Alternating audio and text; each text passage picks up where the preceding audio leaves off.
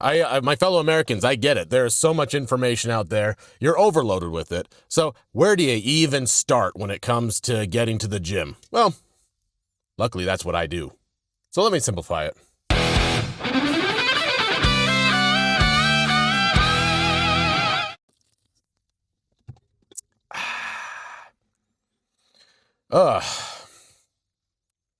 The Department of Health and Human Services, the HHS, they put out their guidelines. 150 minutes to 150 to 300 minutes per week of moderate cardio, or, well, and in addition to that, 2 strength training sessions. Now, virtually nobody is doing that. In fact, like 20%, only about 20% of people are meeting those guidelines. 20% of Americans. That's not good enough. And if you're a patriotic American, think of it like your patriotic duty to stay in good health and to keep your body in good shape. But where the fudge do you even start? I think I can help with that. After years of training, thousands of training hours, and dozens of books. Someday it'll be hundreds, but it takes a long time to get through a book. Right now, my goal is to just get to 100 health and fitness books, and I'm around 40. I'm around 40 books.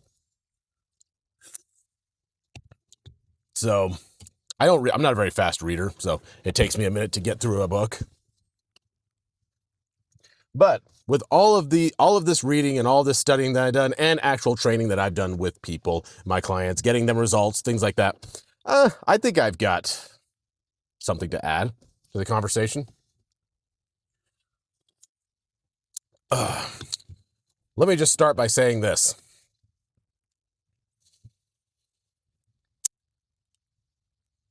If you're not going to the gym at least once a week, you need to fix that. And it's not as hard as you think. Getting to the gym, making time to get to the gym, that's a you problem. You got to figure out how to work that into your schedule. But once you're at the gym, I'm going to lay out what you do once you're there in the simplest terms possible. So simple that it's going to make exercise scientists angry. They're going to say, no, you have to do more than that. You have to do your dynamic stretches, and you have to do your mobility, and you have to do this and walk on the treadmill and this particular exercise. Like, no. Like, later, we'll get to that. I'm not saying that those things don't matter, that the exercise scientists are wrong. I have a lot of respect for exercise scientists, for scientists in general. But I'm dealing with the layperson, someone who they're just getting started. You need to get started. But again, there's just so much to do. You walk into a gym and there's, I don't know, like 100 different machines and weights and treadmills. And what do you do?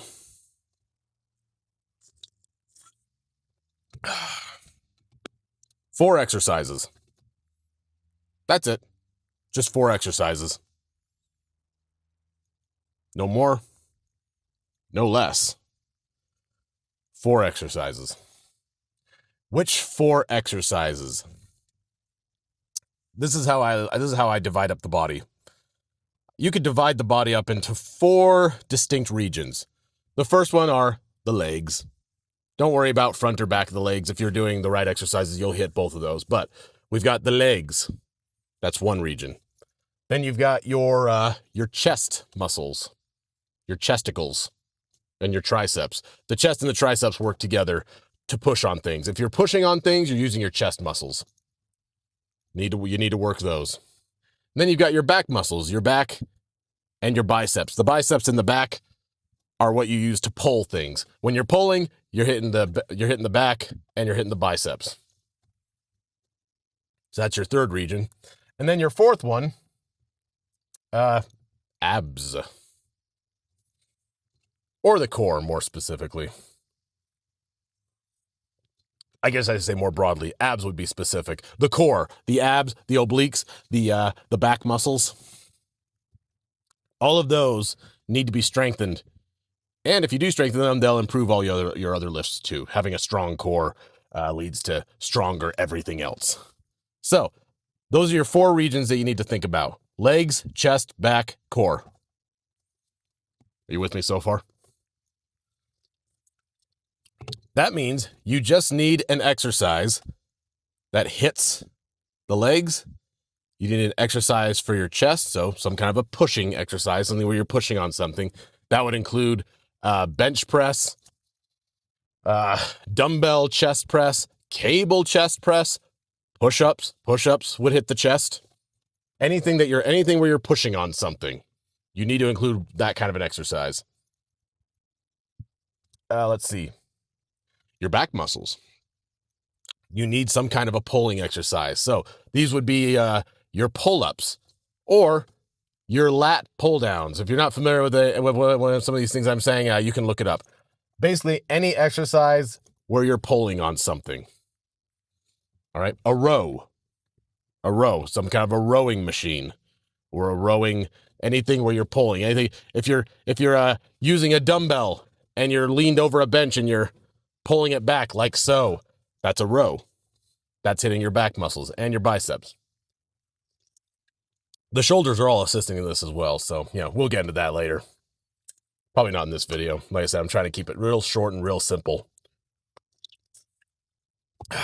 And finally, so that's your third exercise. So you need an exercise for your legs. Those could be squats, lunges, whatever. You need an exercise for your chest, and you need an exercise for your back. Finally, you need something for your core. Now, you could just do sit-ups. Not against sit-ups. You could do those. Yeah, sit-ups are good. If you want to hit your core more broadly, not just the abs. The abs are great, but they're a little overrated. There's a lot more to core strength than just those little eggs on the front of your stomach that everybody goes, wow, and admires, even though most guys who are actually really strong don't have abs showing. In the words of that Russian powerlifter, whose name I don't remember, but I thought it was such a funny quote. He said, abs are not a sign of strength. They just show that you do not eat enough. That's what abs are. So you've got your muscles on the side, you've got your back muscles. All of those contribute to better lifts. So you've got planks. Planks are great for that. You've got your bird dogs. I figured out, I recently learned, by the way, why they call them bird dogs. You call them bird dogs because you get on all fours on the ground, and then you extend one hand and you extend the opposite leg out, and supposedly you're supposed to look like a dog pointing at the bird after you've shot it. If there's any hunters out there, that's what bird dogs do. They point. I'm not a hunter, so I didn't know that. I understood the dog part because you're kind of like doggy style.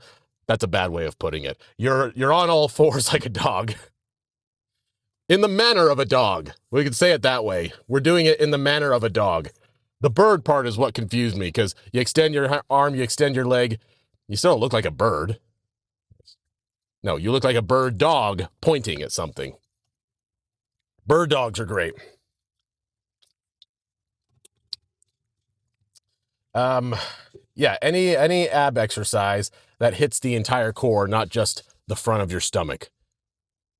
Although you could do those as well. If you're only working out one time a week, you need to kind of maximize what you're doing. You need to pick the best exercises. If you're only going to do 4 exercises once a week, because again, we're starting where we are. If you're starting at virtually 0, you're not going, or you are going, but you have no idea what you're doing and you don't know where to start. Start here.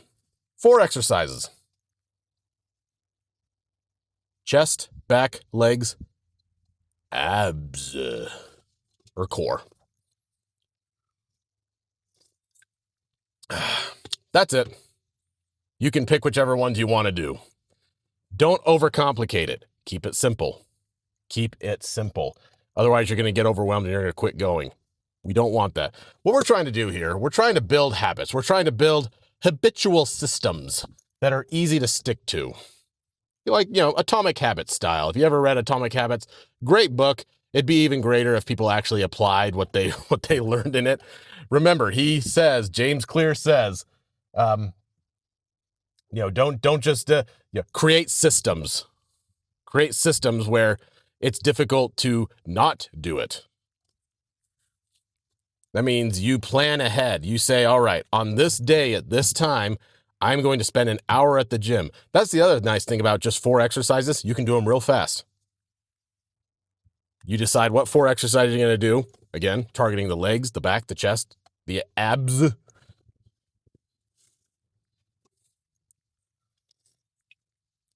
And you set that time aside. You plan ahead. Fitness is important. And we have a real problem in America with fat, weak people. Mostly weak. I'll take fat. I'll take fat over weak. But we cannot be weak. We cannot be a weak people, a weak and chubby people who aren't taking care of our bodies.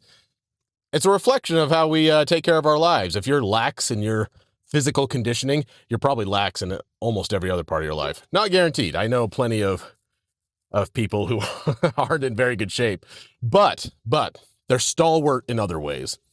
That's great. But there's no downside to being in physically good shape either. So Americans, join me in the movement to unfat America and to get everybody stronger. Start with yourself. Get to the gym 1 day a week, 4 exercises, an exercise for your legs, an exercise for your chest, an exercise for your back, and an exercise for your core.